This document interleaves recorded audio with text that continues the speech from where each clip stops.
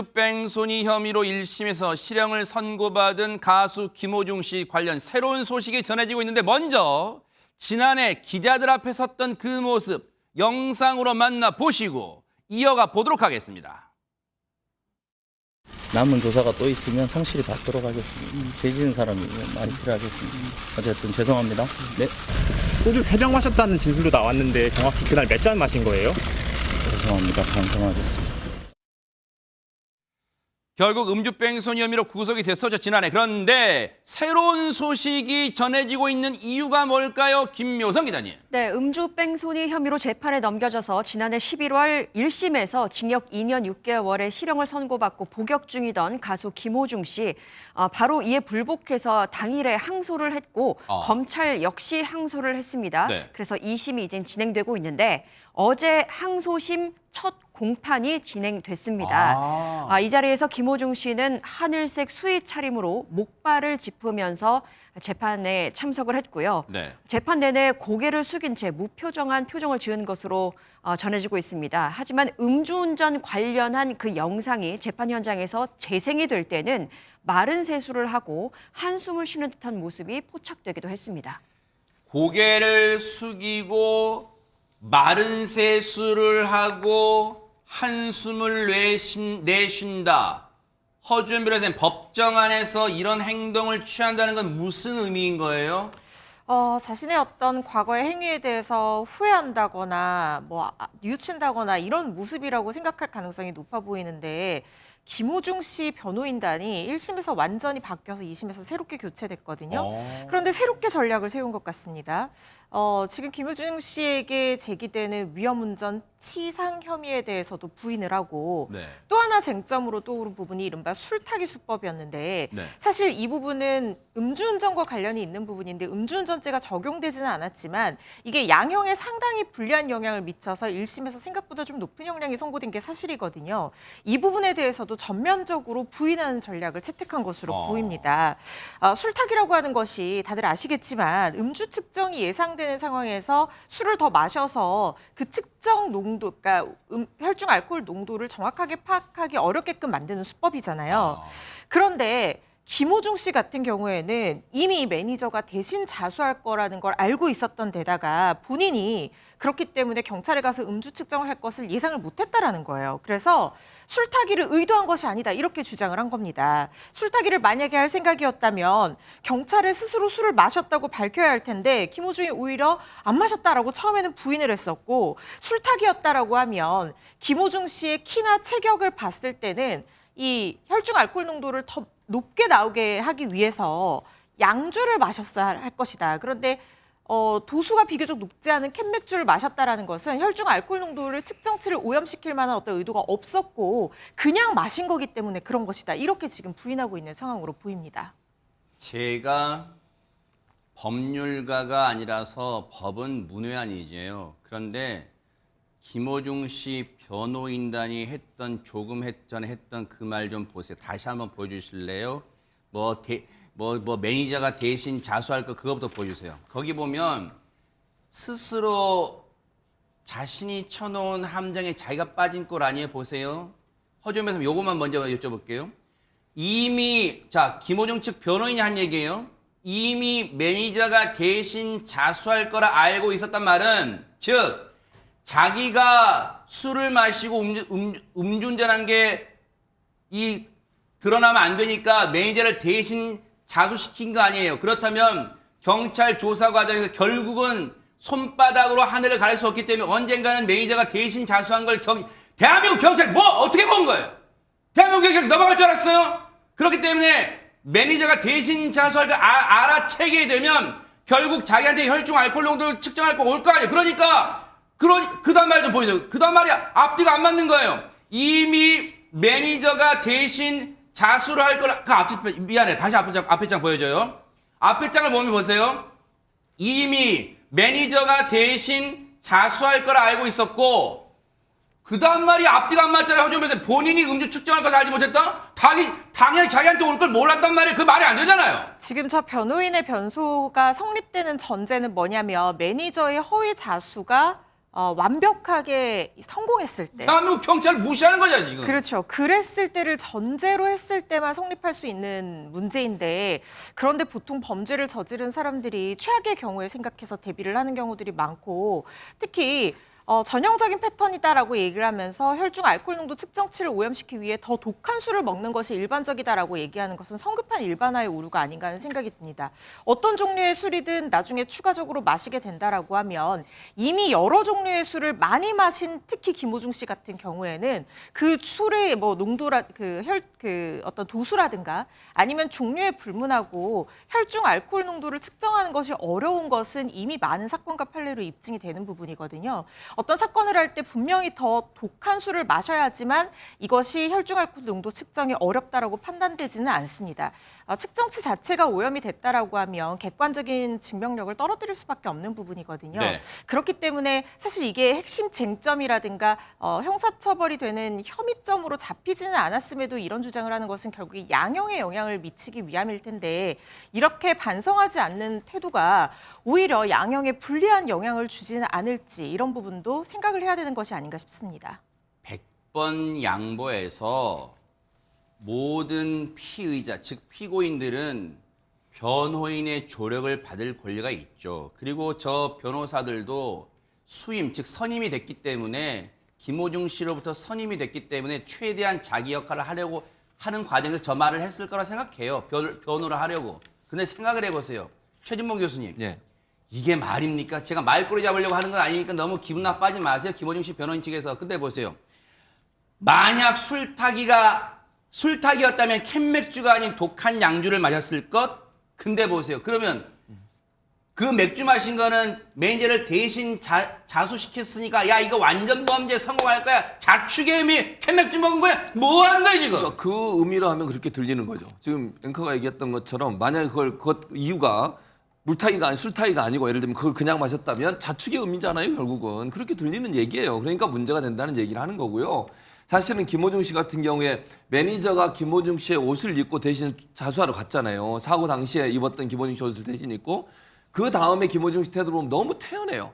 뭐 범죄자의 모습도 아니고 그 편의점 들어가서 맥주 사는 모습 영상으로 보시면 다 아시지만 너무 태연한 모습으로 맥주를 삽니다. 저 장면이거든요. 네. 저렇게 사가지고 올라가서 술을 또 마셔요. 네. 근데 더 황당한 건 이게 좀 법정에서 매니저에게 허위 자수를 시켰다는 이 사실이 또 논란이 돼가지고 질문이 들어오니까 뭐라고 답변을 했냐면 네. 소속사 본부장과 매니저 등이 결정한 데 따라서 그냥 김호중은 방조 정도의 역할을 했을 뿐이다. 그러니까 나는 결정적으로 적극적으로 이 상황을 끌고 나가지 않았다. 이거는요. 네. 말이 안 되는 게 생각을 해보세요. 본인이 유명인이고 본인이 그래도 사회적 책임이 있는 사람이라고 생각하면 이렇게 한다고 해서 못하게 했어야 되잖아요. 네. 그냥 가만히 있었으니까 나는 문제없고 소속사 대표하고 매니저가 둘이서 한 거야. 나는 그냥 모른 척하고 있었어. 이게 죄가 안 된다고 생각하는 거예요? 이러면서 또 변명을 하고 있는 거예요. 이것도 네. 대단히 매니저한테는 무슨 죄냐고요. 매니저가 뭔 죄인데 그걸 뒤집어 쓰고 있습니까 대체. 네. 그런 부분에서 행동하는 것도 이렇게 진술을 했지만 이 진술 자체도 사회적으로 보면 비난받아 마땅한 진술이라는 생각이 듭니다. 시청자분들도 살다 보면 크고 작은 이 운전하시다가 접촉사고 날 수 있잖아요. 그럼 접촉사고 나면 보통 어떻게 해요? 먼저 내려서 본인이 어떤 가해자 입장일 때, 차량의 가해자 입장일 때는 내려서 아이고 죄송합니다. 어디 다치진 않으셨어요? 일단 너무 병원 치료 잘 받으시고 저희 보험 처리 잘 해드릴게요. 이게 정상이잖아요. 근데 김호중 씨는 어떻게 했어요? 현장에 내뺐잖아요. 그리고 골목에서 어떻게 했어요? 누군가한테 전화했어요. 그게 뭐예요? 충분한 어떤 의심이 들어요? 아, 내가 술 마신 거 지금 들키면 안 되는데, 아, 큰일 났는데, 누군가 통화한 거 아니에요? 그런데 어쨌든 술타기 수법 아니래요. 그래서 이렇게 얘기를 하고 있어요. 그런데 허주현 변호사님, 앞서도 지적해 주셨지만 1심 변호인단이 1심 끝나고 나서 싹 바뀌어서 2심에서는 그렇다면 2심 변호인단은 왜 전략을 이렇게 강공으로 바꾼 거예요? 사실은 이 전략이 김호중 씨에게 그렇게 도움이 되는지에 대해서 저의 개인적인 판단으로는 좀 의문스러운 부분이 있기는 합니다. 김호중 씨가 처음에 붙잡혔을 때는 전면 혐의를 부인하다가 1심 공판이 진행됐을 때 혐의를 모두 인정을 하고 특히 결심 공판에서는 반성의 어떤 의미를 담은 최후 진술을 하기도 했었고 네. 그리고 또 반성문도 3차례 정도 제출한 것으로 알고 있거든요. 그런데 이때 이미 양형 요소가 다 반영이 돼서 나온 그 형량이 바로 1심에서의 형량이었어요. 그런데 2심에서 사실 사정 변경이 그렇게 많아 보이지 않는 상황에서 이렇게 전면적으로 전략을 수정을 한다는 것이 어쩌면 지금 검찰이 모두 항소를 했기 때문에 1심보다 2심에서 더 높은 형량이 선고될 수 있는 가능성이 열린 상태거든요. 네. 그런 경우에 이렇게 아주 새로운 양형 요소, 예를 들면 피해자와의 합의가 새롭게 이루어졌다라든가 아니면 새로운 증거가 발견됐다든가 이런 사정이 아닌 한 네. 갑작스럽게 이렇게 전면 부인하는 전략을 취하는 것이 재판부에 어떤 설득력을 가질지 또 재판부가 이 부분을 어쩌면 더 죄질이 불량하다고 볼 여지가 있는 굉장히 어떻게 보면 좀 위험성이 네. 있는 전략인데 왜 이렇게 전략을 바꾼 건지에 대해서 일단 좀 의문이 있는 부분이 네. 있고 네. 특히 지금 한 가지 더 지금 주장을 하고 있는 부분이 어떤 거냐면 위험운전 치상혐의 이거는 직접 적용된 혐의거든요. 이 부분에 대해서도 다시 판단해야 된다는 그런 주장을 하고 있어요. 그 이유로 나오고 있는 것이 그러니까 김호중 씨 나중에 음주 측정을 했을 때 혈중 알코올 농도 측정을 했을 때 그 알코올을 소화할 때 나오는 몸 신체에서 나오는 부산물이 있어요. 이게 음주 대사체라는 건데 이게 기준치의 10분의 1 정도밖에 나오지 않았으니까 운전 당시에 정상적인 운전이 곤란한 상태가 아닌 가벼운 음주 운전이었다. 이런 주장을 하고 있거든요. 그런데 이 부분에서 정말 결정적으로 중요한 요소는 뭐냐면 김호중 씨의 혈중 알코올 농도 측정은 사고 직후에 이루어진 것이 아닙니다. 무려 17시간이나 지나서 이루어졌거든요. 네. 기준치의 10분의 1이 나올 수밖에 없는 시간인데 이건 역으로 생각해보면 거의 24시간, 그러니까 하루 가까이 지나서 측정된 수치에서조차 10분의 1, 기준치의 10분의 1만큼의 음주 대사체가 나왔다는 것은 운전 당시에 정상적 운전이 곤란할 정도로 만취 상태였다는 걸 오히려 방증하는 것이 될 수 있거든요. 네. 변호인단이 이런 전략을 취하는 데는 결론은 봐야 되겠지만 좀 의문스러운 부분이 남는다고 말씀드려야 될 것 같습니다. 그래서 안진용 기자님 2심 항소심의 어제 첫 공판, 이제 항소심의 첫 걸음마를 떼는 거니까 저희가 항소심 선고 결과를 예단하는 건 금물이겠지만 지금 허주연 변호사님이 잘 말씀해 주신 것처럼 이게 자칫 이제 항소심 선고 결과가 이제 어떻게 나올지 모르겠지만 자충수가 될 수 있는 게 이렇게 강변했음에도 불구하고 2심 항소심도 1심과 거의 동일하게 실형이 나온다고 하면 앞으로 그 복역을 다 한다고 가정해봐도 김호중 씨의 이 다시 복귀, 가수 복귀, 예능 복귀 이거는 정말 어려진 자충수가 될 수도 있는 거잖아요, 지금 이건. 최근에 그래서 보면은 그 변호인 중에서도 이런 엔터테인먼트, 즉 유명 연예인 사건 전문 변호사들이 많이 등장을 하는데 왜 그러냐면은 법리적인 판단을 받는 것도 중요한데 대중적 여론까지 고려해야 된다는 거죠. 지금 여기서 가벼운 음주라는 표현이 나왔는데 이게 법리적으로 판단을 할 때는 그게 음주량이 그만큼 적었으니까 형량이 낮아져야 됩니다라고 분명히 재판부에 어필할 수 있는 걸로 보이는데 중요한 거는 이게 유명 연예인 사건은 언론을 통해서 전부 다 공개가 된다는 거죠. 즉 대중이 볼 때는 1심의 뒤에 가서는 반성문도 제출하고 굉장히 본인이 자숙하는 모습을 보였는데 2심에 와서는 음주인데 가벼운 음주? 이런 식의 표현을 썼다는 게 대중적 인식이 더 안 좋아질 수 있다는 거죠.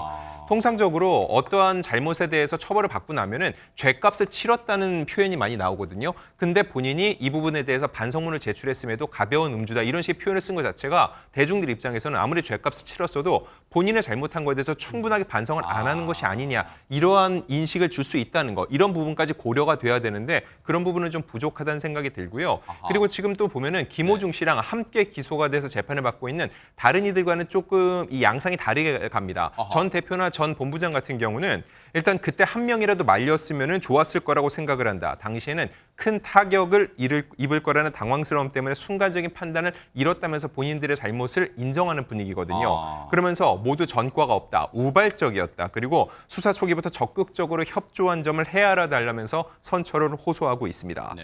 일단 재판부는 다음 달 19일 네. 김호중 씨에 대한 피의자 신문을 진행한 뒤에 변론을 종결할 계획입니다. 근데 어쨌든 항소심 어제 첫 공판이지만 최명규 원장님 김호중 씨는 여전히 억울하다는 거 아니에요? 그러니까 뭐가 그럼 지금도 억울하다는 거 자신이 뭘 잘못한 게 없다는 거예요? 첫 번째는 특별한 피해를 누구한테 주지 않았다고 스스로 생각할 거예요.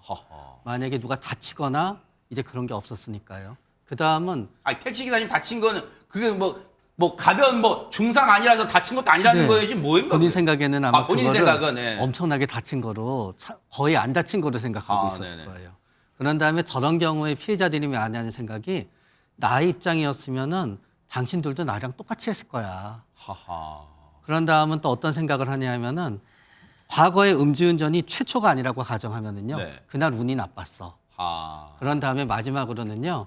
그냥 내가 이렇게 연예인이 아니었으면 조금 넘어갈 수 있는 건데 내가 연예인이고 유명하기 때문에 역차별을 받아서 지금 이렇게 형량이 세지고 있는 거야. 라면서 억울하다고 생각해요. 네.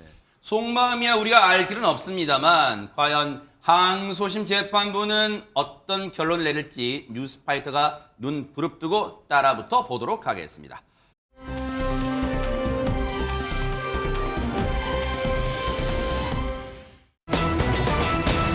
요즘 왜 이렇게 경악스러운 사건이 벌어지는지 모르겠습니다. 안진용 기자님. 네, 어제 오후 7시쯤입니다. 경기도 시흥시의 한 다세대 주택에서 벌어져서는 안 될 또 끔찍한 일이 벌어졌습니다. 아이고. 한 30대 남성이 또 다른 30대 남성에게 흉기를 휘둘렸는데 아이고. 놀라운 건 둘은 이복 형제 관계였습니다. 세상에. 이 가해한 남성은 범행 이후 현장을 빠져나갔고 공격을 받은 피해자 병원으로 이송됐지만 결국 숨을 거두고 말았습니다. 세상에. 이복 형제 관계인 두 사람은 해당 주택에 함께 살고 있었던 것으로 전해졌습니다. 어머나 지금 기가 찹니다. 그런데 그 가해자는요 현장을 빠져나갔어요. 그럼 못 잡은 거예요, 김묘성 기자님? 집 안에서 시작된 흉기 난동이 집 밖으로까지 이어지고야 말았습니다. 이복 형제를 살해한 이 30대 남성은요, 인근 편의점으로 이동을 합니다. 그리고는 편의점에서 일을 하고 있던 여성 직원에게까지 흉기를 휘두릅니다. 어머나. 1차 범행을 한 뒤 집에서 불과 150m가량 떨어진 편의점으로 가서 2차 범행을 저지른 건데요. 이복 형제에게 흉기를 휘두르는 것으로부터 약 10분 정도 지났을 때 어머나. 불과 10분 지나서 2차 범행을 저지른 겁니다. 세상에. 심정지 상태로 병원으로 이송된 이 편의점 직원 20대 여성은요.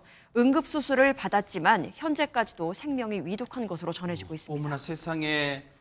10분 사이에 지금 무려 2명에게 흉기를 휘둘렀고 지금 한 명은 사망했고 한 명은 지금 상당히 지금 위중한 상태예요. 어떻게 이런 일이 일어날 수 있어요? 당시에 이 상황을 접한 인근의 주민분 얘기 좀 들어보시고 이어가 보도록 하겠습니다. 네, 평상시에도 자주 사러 왔던 곳이었습니다. 항상 친절하게 해주시고 물건 살 때도 항상 상냥하게 반겨주시던 분이어서 소식 들으니까 되게 충격적으로 다가오긴 했습니다. 경찰차든 소방차든 많이 왔다 갔다 하는 거 보고 진짜 작은 일이 아니구나, 엄청 큰 일이구나 생각했습니다. 허준 변호사님, 저 몹쓸 인간은 잡히긴 잡혔나 본데 대체 이유가 뭘까요? 아직까지 그 범행 동기가 의문인 상황입니다. 추가적인 면밀한 조사가 필요해 보이는데 만약에 이 이복 형제와의 관계에서만 범행이 발생을 했다고 하면 같이 사는 사이고 친족이기 때문에 갈등 관계가 있었을 가능성이 있어요. 그런데 문제는 뭐냐면 여기에서 그친 게 아니라 갑자기 나가서 편의점 직원에게까지 흉기를 휘둘렀거든요.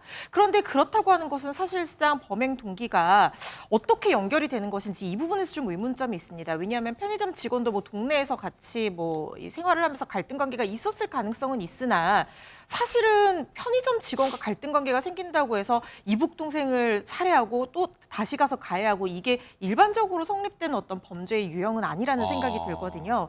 그래서 정확한 범행 동기를 살펴볼 필요가 있어 보이는데 이 동선 자체가 너무나 좀 의문스러운 부분이 많다 보니까 음주나 마약이 아닐까 이런 것도 의심이 되는데 지금 경찰이 조사를 했더니 음주나 마약 상태는 아니었다고 합니다. 정확한 범행 동기와 경위를 조사하기 위해서 지금 구속영장을 신청할 방침입니다. 이 몹쓸 인간은 반드시 법의 처벌을 받고요. 그리고 지금 피해를 당하신 20대 편의점 직원분 지금 위중한 상태인데요. 반드시 회복되리라고 믿습니다. 기대하겠습니다. 힘내시기 바랍니다.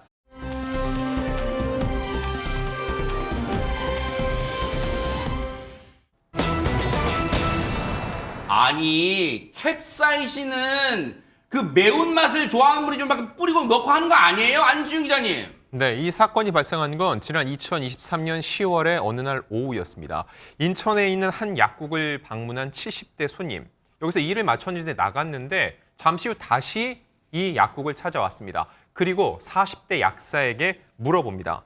반말을 하던데 내가 뭐 실수한 게 있는가라고 물어봤다는 거죠. 어허. 아니 근데 최재범 교수님 네. 딱 봐도 이제 저 손님 그 약국에 오시는 손님분께서는 딱 봐도 뭐 자식벌이나 좀 이렇게 나이가 손 아래인 분이 좀 반말하니까 기분이 상당히 언짢았을 수도 있겠네요. 그러니까요. 네. 그러니까 뒤 나이로 보면 한 70대, 40대 정도 된다고 그래요. 네. 그러니까 손님으로 오시면 70대 어르신이고 약사는 40대 딱 여성분인데 자식벌 나이네요. 그 정도 네. 차이죠. 근데 문제는 이게 그냥 와서 막 다짜고짜 화를 낸 게 아니고 네. 이 손님분이 다시 돌아오셔가지고 뭐 내가 실수한 거 있냐? 혹시 왜냐면 내가 반말을 한 것 같아요. 약을 네. 구매하는 과정에 약사가 그러니까 내가 혹시 실수한 거 있느냐라고 물어본 건데 네. 만약에 막 소리를 지르고 이랬다면 문제가 되지만 그렇지 않았다는 것 같아요. 그러니까 두 사람 결국 말다툼이 벌어진 거예요. 거기서가 언성이 높아지고 이러다 보니까 약사가 이제 권총형 분사기를 꺼내서 손님을 어머나? 향해서 캡사이신을 발사를 한 겁니다. 아니 김묘성 기자님 권총형 분사기라는 말은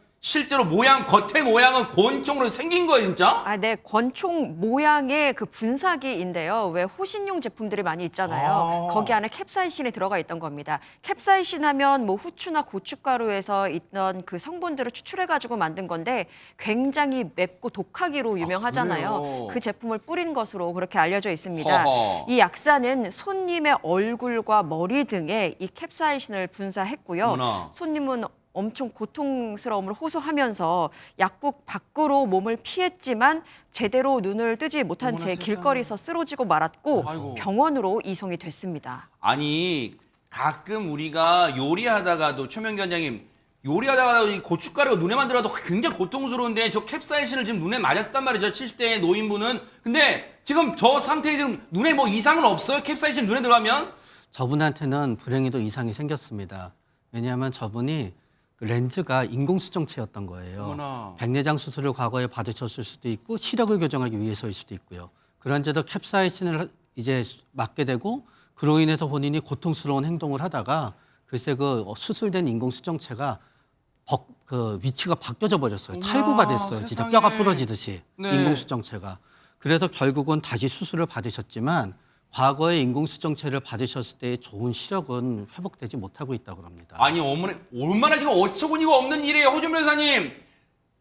이 수술을 받은 그 인공수정체가 위치가 변하면서 시력이 지금 완전히 떨어졌다는 거예요. 근데 그 떨어진 시력으로 지금 앞으로 살아간다는 거예요. 이거 가만히 있을 수는 없잖아요, 이분이.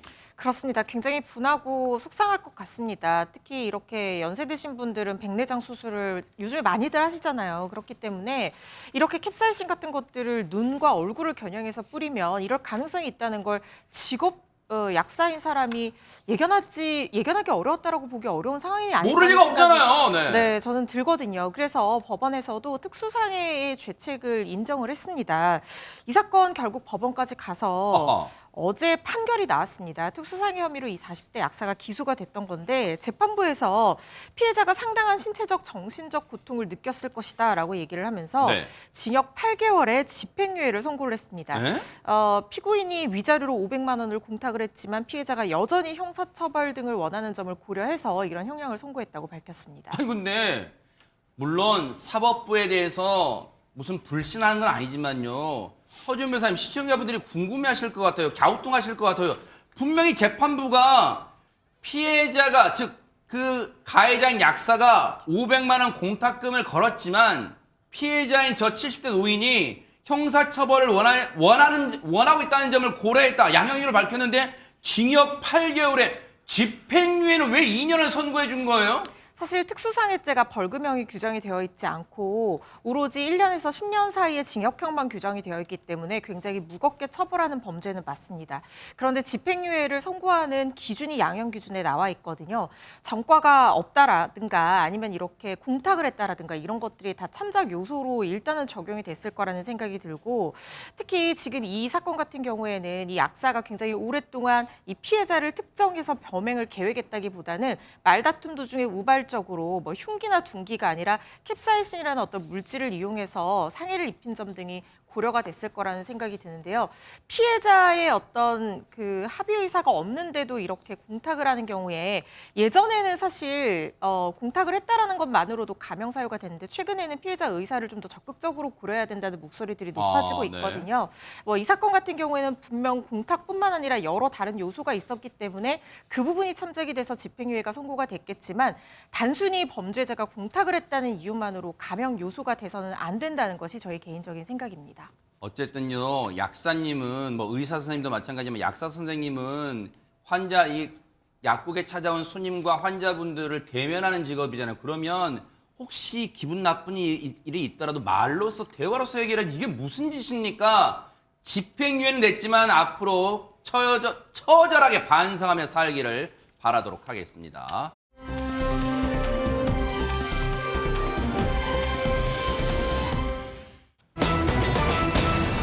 나만의 스타일을 제대로 보여주는 사람들이 누구지 궁금한데요, 김묘성 기자님. 네, 바로 현역 가왕들의 이야기입니다. 벌써 준결승 무대까지 올라오게 됐는데요. 현역들의 이야기입니다. 네. 결승으로 가는 마지막 대결에서 오호. 모두 사활을 걸고 나섰습니다. 특히나 이번 무대에서요, 얼마 전에 우리 곁을 떠난 고 송대관 씨의 노래를 들고 나온 주인공도 있습니다. 아, 그래요? 정말로 자신만의 스타일로 표현하기 위해서 비장의 무기까지 들고 나왔는데요. 세상에. 이분의 무대를 보면서 가수 린 씨는 사랑해요라는 고백까지 외쳤다고 합니다. 아하. 주인공은 누구일지 영상으로 확인해 보시죠. 네네.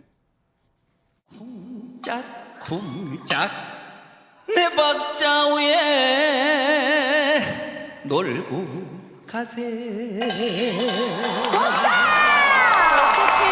너무 사랑해요.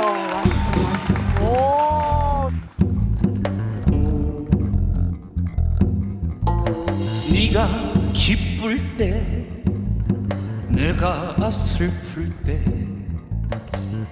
누구나 부르는 노래. 와, 이거 뭐 난리 났다. 내려보는 사람도 위를 보는 사람도 어차피 궁짝이라네. 궁짝 내 박자 속에 사랑도 있고 이별도 있고 눈물도 있네. 한 구절 한 겁이 엇걸어 물 때 우리 내 사연을 담는 울고 웃는 인생사 소설 같은 세상사 모두가 내 박자 궁짝.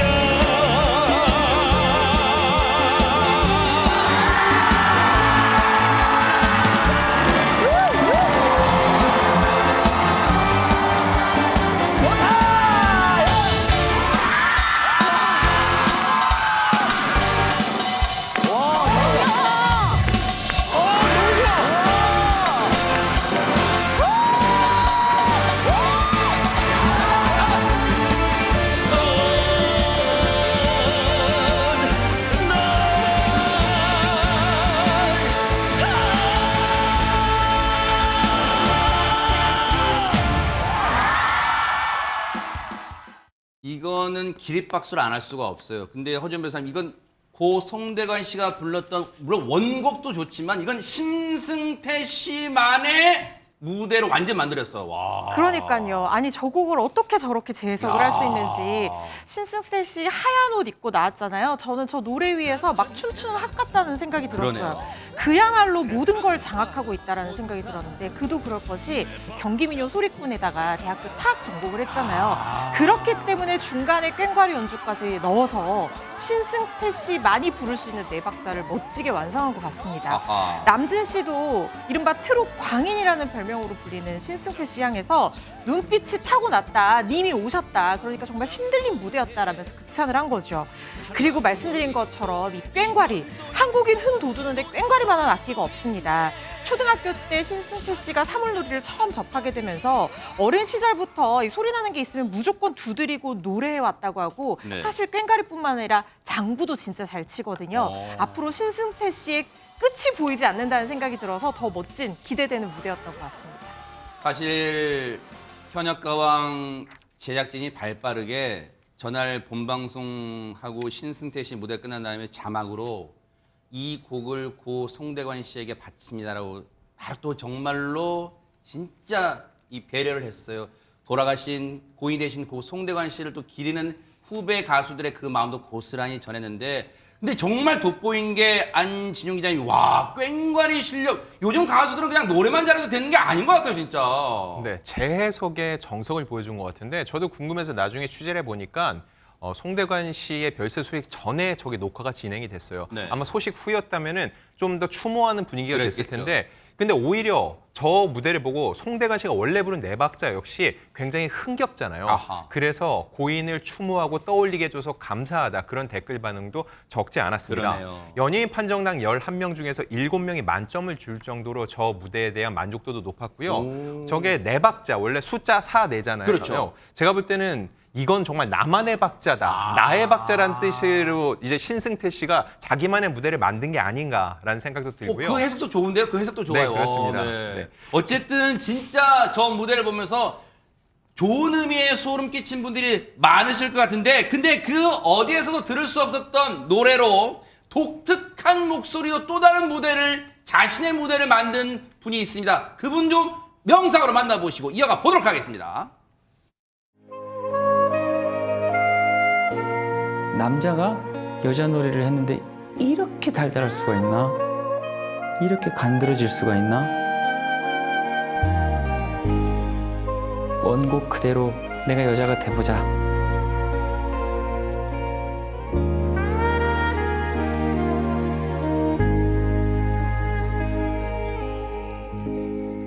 사랑한다 말할까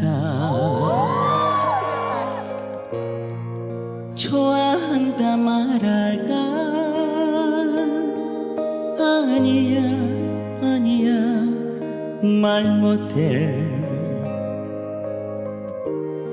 나는 여자이니까 만나자고 말할까 조용한 찻집에서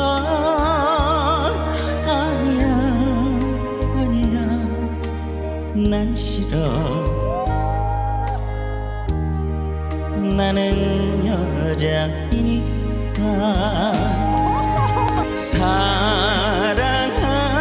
사랑한다는 말 대신에 웃음을 보였는데 모르는 채 하는 당신 미워 정말 미워 미워한다 말할까 싫어한다 말할까 아니야 아니야 말 못해 당신 사랑하니까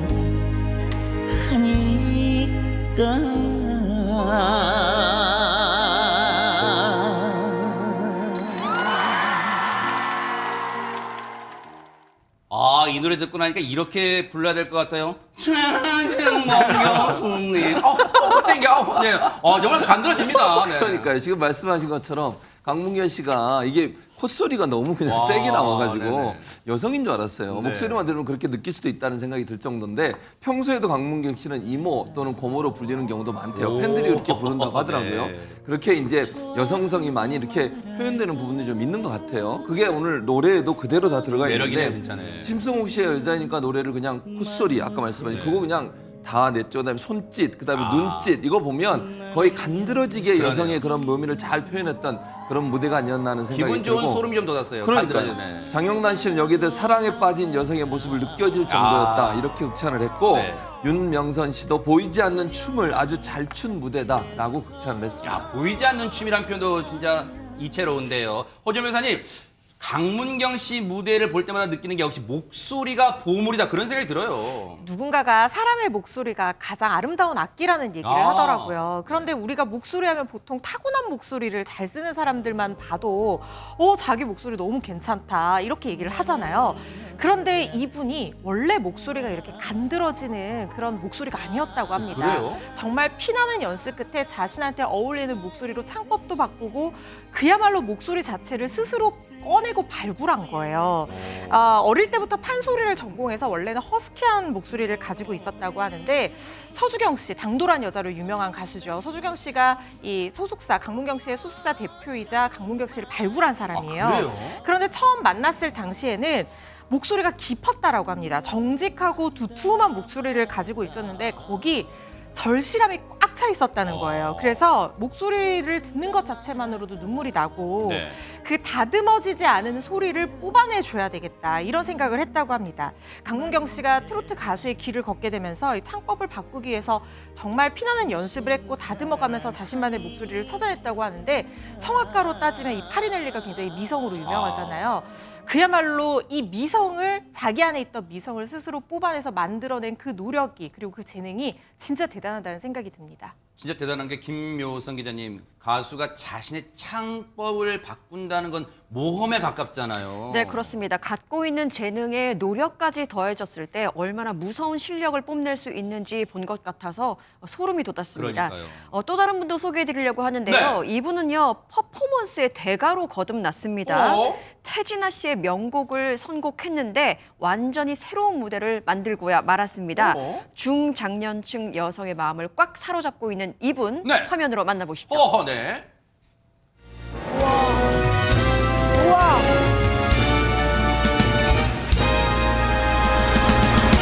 희미한 불빛 아래 마주 앉은 당신을 언젠가 어디선가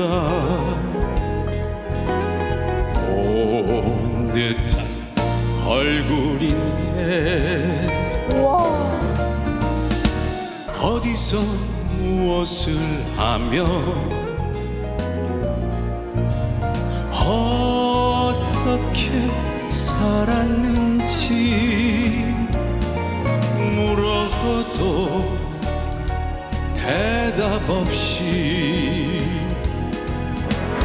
고개 숙인 옥경이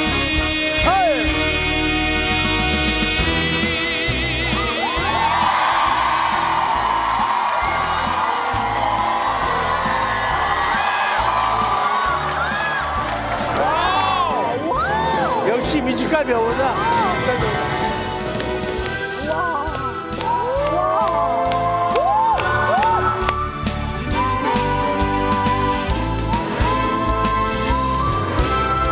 흘러간 세월은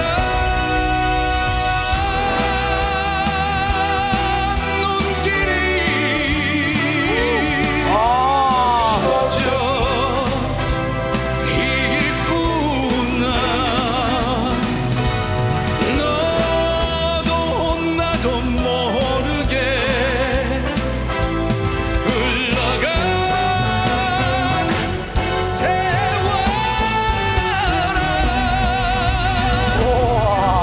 눈빛이 반칙이야, 눈빛이. 고개 숙인 옥경이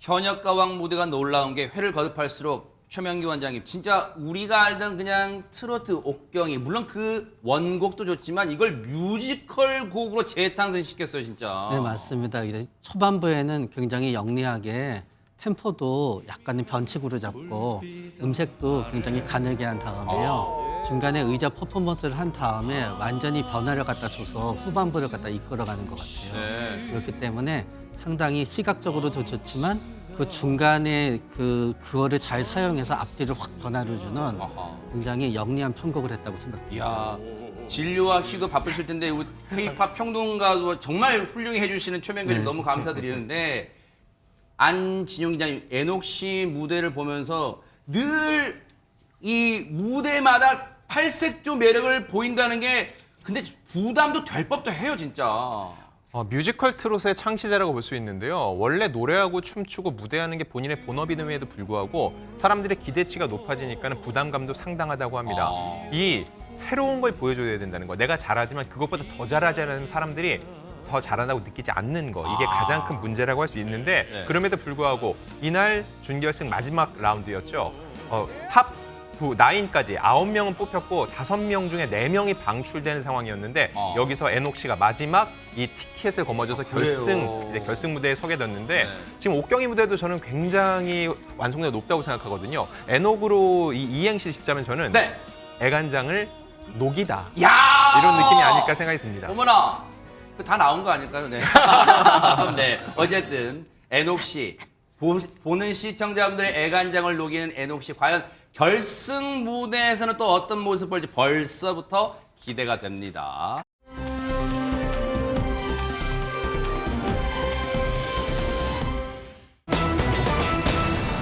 자, 계산기를 두드린 찰나의 덥석이라는 표현은 김묘경님 뭔가를 짚는다 뭐 이런 표현 아니에요? 네, 그렇습니다. 덥석 집어서 도망간 사람이 등장했습니다. 어허. 네, 요즘에 금값이 천정부지로 치솟고 있다라는 소식 저희도 많이 전해드린 적이 그러네요. 있는데요. 바로 그 점 때문에 가장 근심이 많은 이곳에서 역시 사고가 벌어지고 말았습니다. 오. 영상으로 확인해 보시죠. 네네.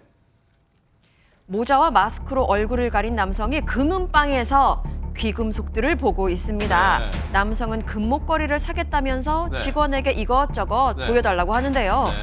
진열장에서 꺼낸 금목걸이를 바라보면서 직원과 대화를 나누던 남성. 네. 이윽고 직원이 계산기를 두드리는 순간 네. 앞에 놓인 귀금속들을 어머머! 덥석 우와! 쥐고 도주를 합니다. 어머머머! 가게를 뛰쳐나온 남성은 미리 준비한 오토바이를 타고선 유유히 사라집니다. 어머나 세상에, 관련해서 현장에 있던 직원분 얘기 직접 들어보시고 이어가 보도록 하겠습니다. 처음에 들어왔을 때 여자 손님이 계셔가지고 보시다가 그냥 나가셨다가 그 여자 손님 나가고 나니까 그 뒤에 한 번 더 들어오셨거든요. 순금이랑 18K 주얼리 몇 개 보여달라고 하시긴 하셨어요. 코인으로 수익을 많이 벌었다고 하시면서 한 2, 3천만 원어치의 주얼리를 사고 싶다고 하셔가지고 금액대 맞춰서 제품을 보여드리다가 제가 계산기로 계산을 하고 있는 와중에 제품을 가지고 도망을 가셨어요. 좀 놀래고 괘씸한 생각밖에 안 들었어가지고 빨리 경찰에 신고해야 되겠다는 생각밖에 안 들어서 바로 신고를 했었어요. 잘하셨어요. 바로 신고하는 거 그게 상책이죠. 그런데 저 몹쓸인간요, 아까 최진봉 교수님 네. 그냥 금방 획 집어간 것 같은데 그 피해 금액이 2, 3천만 원이네 세상에. 무려 3천만 원어치예요. 세상에. 3천만 원어치인데 그게 그렇게 될 수밖에 없었던 이유가 뭐냐면 아까 설명을 우리가 들었습니다만 이게 그제 오후 5시 50분께 경남 창원의 한 금은방에서 있었던 일인데 이 사람이 마스크와 모자 장갑으로 다 변장을 가리고 들어와 가지고 이렇게 얘기한 가상회포로 돈을 많이 벌었다. 근데 내가 그래서 귀금속 2천에서 3천만 원 정도를 사고 싶다. 네. 그러니까 뭘 특정하지 않은 거예요. 가격만 얘기한 거예요. 그러다 보니까 이제 그 돈을 맞춰야 되잖아요. 여러 가지 귀금속을 가지고 2천에서 3천만 원어치 맞추려다 보니까 직원이 이제 여러 가지를 꺼내놨겠죠. 꺼내놓고 이제 계산기로 계산을 해봐야 되잖아요. 그 사이에 짚고 들어간 거예요. 세상에. 그러니까 약 이제 2, 3천 정도의 금액이 되는 것을 내놨고 그게 금팔찌 1개, 금목걸이 2개 이렇게 돼 있는데 시가총 3천만 원어치를 내놓으니까 그걸 그냥 들고 도망을 간 그런 상황입니다, 지금. 아니 근데 앞서 직원분 얘기를 들어보니까 이 인간이 한번 들어왔다가 나갔다 뭔가 이 범행을 철저하게 계획했다는 좀 그런 생각이 드는데 어떻습니까? 범행을 저질렀을 때 우발적이냐 계획적이냐가 나중에 형량에도 큰 차이를 줄 수 있죠. 근데 네. 치밀하게 준비하는 흔적이 보입니다. 일단 말씀하신 대로 금은방 마감 시간이 가까워질 때 왔고 그리고 다른 손님이 나가고 여직원 혼자 있을 타이밍을 노렸다는 거죠. 물론 마스크로 전부 다 얼굴을 가렸다는 것도 중요하고요. 네. 그리고 도주를 위해 미리 오토바이를 준비해놨는데 또 한 가지가 있습니다. 이 오토바이 인근 창원에서 훔친 오토바이였습니다. 추적이 어렵게 만들 의도가 있었던 것으로 보입니다. 그런데 저 몹쓸 인간이 현장에서 범행 후에 바로 준비해놓은 오토바이 타고 도주했어요. 그러면 혹시 허주연 변호사님 지금 이 시각까지도 못 잡은 거예요, 저 몹쓸 인간을? 그렇지 않습니다. 도주 경로마다 CCTV가 설치돼 있을 것이고 경찰이 탐문 수사를 열심히 벌였다고 합니다. 범행 사흘 만인 어제 드디어 붙잡혔는데요. 아이고 잘했네요. 네, 요 양산시 한 거리에서 배회하다가 검거가 됐다고 합니다. 지금 자세한 범행 동기뿐만 아니라 도주 경로, 왜냐하면 사흘 동안 지금 어쨌든 도망을 가 있었던 그렇죠, 상태잖아요. 그렇다고 하면 공범이 있을 가능성도 배제할 수 없습니다. 그래서 이런 것들 도주 경로라든가 공범 여부 그리고 특히 지금 훔친 귀금속의 처리가 문제인데 이걸 작물로 팔았을 가능성이 있거든요. 그렇다고 하면 작물인 줄 알고 이거를 샀을 사람도 있을 수 있습니다. 그래서 이런 부분까지도 전방위적으로 수사를 확대하고 있는 상황입니다. 저런 몹쓸 짓을 하면 반드시 검거된다는 걸 보여주는 그런 사건이었습니다.